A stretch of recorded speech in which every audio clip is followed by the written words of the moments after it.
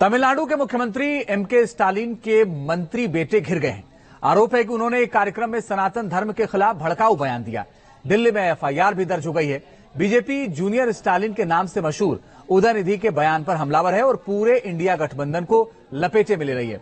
उधर कांग्रेस ने उदयनिधि के बयान से किनारा कर लिया है। देखिए क्या चल रहा है।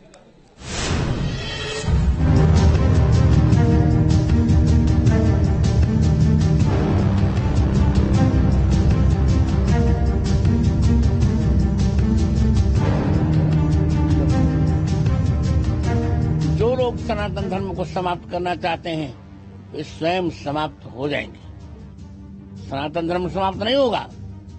जो चंगेज खान की कटार से समाप्त नहीं हुआ, औरंगजेब की तलवार से समाप्त नहीं हुआ, अंग्रेजों के अत्याचार से समाप्त नहीं होगा, तो इनसे समाप्त होगा क्या? इसलिए खेल मंत्री जो विनय निधि है वो जो कह रहे हैं वो गलत है। ऐसा संभव नहीं है।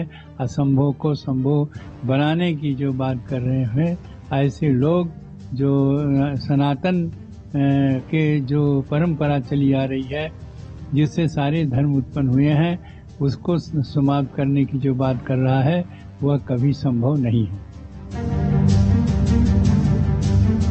सनातन धर्म पर शीर्ष संतों की वाणी तमिलनाडु के जूनियर स्टालिन की उस मुनादी पर भारी है जिसमें उन्होंने न सिर्फ सनातन विरोधी बयान दिया बल्कि 80% आबादी की भावनाओं को तार तार कर दिया।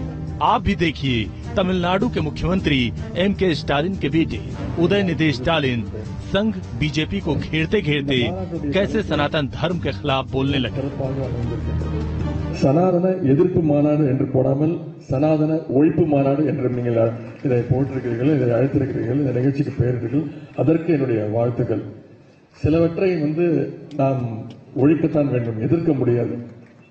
கொசு, டெங்கு காய்ச்சல், மலேரியா, கொரோனா இதையெல்லாம் நம்ம எதிர்க்க கூடாது, ஒழித்து கட்ட வேண்டும். அப்படிதான் இந்த சனாதனம். சனாதனம் என்பதை எதிர்ப்பதை விட ஒழிப்பதே நாம் செய்ய வேண்டிய முதல் காரியமாகும். எனவே இந்த மாநாட்டிற்கு மிக பொருத்தமான தலைப்பு வைத்திருக்கிறீர்கள், அதற்கு என்னுடைய பாராட்டுகள்.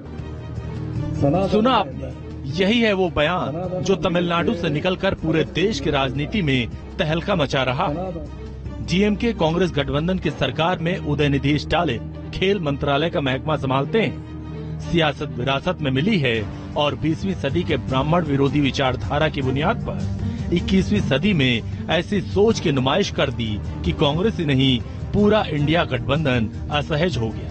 कांग्रेस नफा नुकसान भाव कर डैमेज कंट्रोल की कोशिश में जुट गई। सनातन धर्म को मिटाने की जो कोशिशें और साजिशें हैं हजारों साल से हुई हैं। तैमूर लंग से लेकर लॉर्ड मैकाले तक सब सनातन को मिटाने में जुटे रहे, लेकिन सनातन नहीं मिटा। जो सत्य है वही शाश्वत है, जो शाश्वत है वही सनातन है। ये लॉर्ड मैकाले की कुछ नाजायज औलादें सनातन को मिटाने का ख्वाब देख रही हैं। सनातन न मिटा है, न सनातन मिटेगा। कि जिसकी मर्जी आती है वो किसी भी धर्म के मामले में कुछ भी बोल देता है। ये उसकी बड़ी मिसाल है। इसके लिए जिसने बोला है वो गलत बोला है, लेकिन उससे भी ज्यादा जिम्मेदारी भारतीय जनता पार्टी के नेताओं की है जिन्होंने धर्म को राजनीति में ले आए हैं और उसे पॉलिटिसाइज किया। लेकिन कांग्रेस के किनारा कर लेने से अगर मगर की दलीलों से सवालों का तूफान थमता नहीं, उल्टा बीजेपी के सुपर टॉप लीडरशिप के हमलों के निशाने पर कांग्रेस आ गई। राजस्थान की सभा में गृह मंत्री अमित शाह जमकर गरजे। स्टालिन के सनातन विरोधी वाले बयान पर कांग्रेस पर ही बरसे। इंडिया अलायंस के दो प्रमुख दल डीएमके और कांग्रेस पार्टी, इनके बड़े नेता, एक वित्त मंत्री का बेटा और एक मुख्यमंत्री का बेटा, वो कह रहे हैं सनातन धर्म को समाप्त कर देना चाहिए। इन लोगों ने वोट बैंक की और तुष्टीकरण की राजनीति करने के लिए हमारी संस्कृति, हमारे इतिहास और सनातन धर्म का अपमान किया है। राजस्थान, मध्य प्रदेश जैसे 5 राज्यों में विधानसभा के चुनाव और उसके बाद लोकसभा का महासमर, एक और मोर्चे पर मोर्चे बन रहे हैं, चुनावी बिसात बिछाई जा रही है। ऐसी टाइमिंग पर दक्षिण के द्वार से जूनियर स्टालिन ने जो खेल कर दिया, उसने हिंदुत्व के पिच पर बीजेपी के फायर ब्रांड नेताओं को बड़ा मौका दे दिया। देखिए, मैं लालू यादव जी और नीतीश कुमार से पूछना चाहता हूं कि आपने पहले बिहार में हिंदू धार्मिक छुट्टियों को बंद किया, अब आप बम्बई में INDA का मीटिंग करने के बाद क्या आपने अपने एजेंडा को स्पोक्स पर्सन स्टालिन के बेटे के मुंह से कहवा रहे हैं? सनातन को खत्म करने का ये मलेरिया है, डेंगू है। मैं चुनौती के साथ कह रहा हूं, लालू प्रसाद यादव जी और नीतीश कुमार, इसका जवाब दें। क्या भारत के सनातन को खत्म करने का, बिहार के सनातन को खत्म करने का अगर ये साजिश है, मैं भी इस चुनौती को स्वीकार करता हूं। लालू जी, नीतीश जी, आपको जवाब देना होगा कि हिंदुओं को आप जात में बांट करके चाहते हैं कि मैं सनातन को समाप्त करूं, ये संभव नहीं है। ये जो महारथी हैं DMK के उदयनिधि स्टालिन, जिसने एक भी दिन कुछ काम नहीं किया है। INDA UPA का जो कोalition है, इनमें जो डायनस है, इनका एक तरह से कॉमन रवैया है कि हिंदू लोग फेथ को, सनातन धर्म को इंसल्ट करते रहिए, क्योंकि वो समझते हैं कि इस ऐसे गाली गलौज से उनको अपीजमेंट के पॉलिटिक्स और माइनॉरिटी के वोट्स मिल जाएंगे। उदयनिधि स्टालिन राजनीति में आने से पहले एक कामयाब फिल्म एक्टर और डायरेक्टर के रूप में अपनी पहचान बना चुके थे। उनके दमदार डायलॉग और एक्शन सीन ने बॉक्स ऑफिस में शोहरत दिलाई।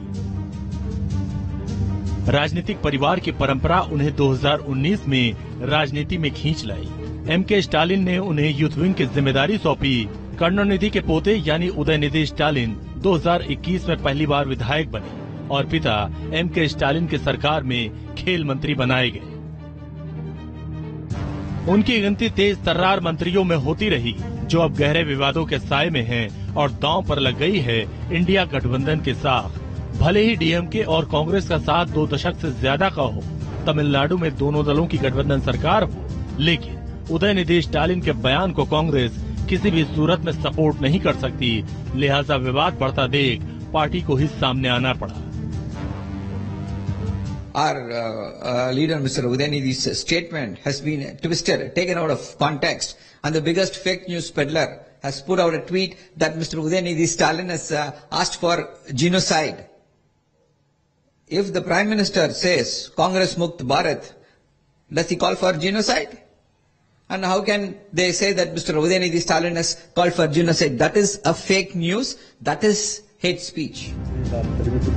दक्षिण से सनातन धर्म पर कथित अटैक हुआ तो दिल्ली से कांग्रेस डैमेज कंट्रोल करने की कोशिश में जुट गई, क्योंकि उदयनिधि स्टालिन की आपत्तिजनक टिप्पणी के खिलाफ माहौल गर्म हो गया है। उनके बयान के खिलाफ दिल्ली में FIR दर्ज कराया गया है। आरोप लगाया गया कि जानबूझकर सनातन धर्म के खिलाफ भड़काऊ बयान दिया, देश में नफरत फैलाने की हिमाकत की गई। Team news nation.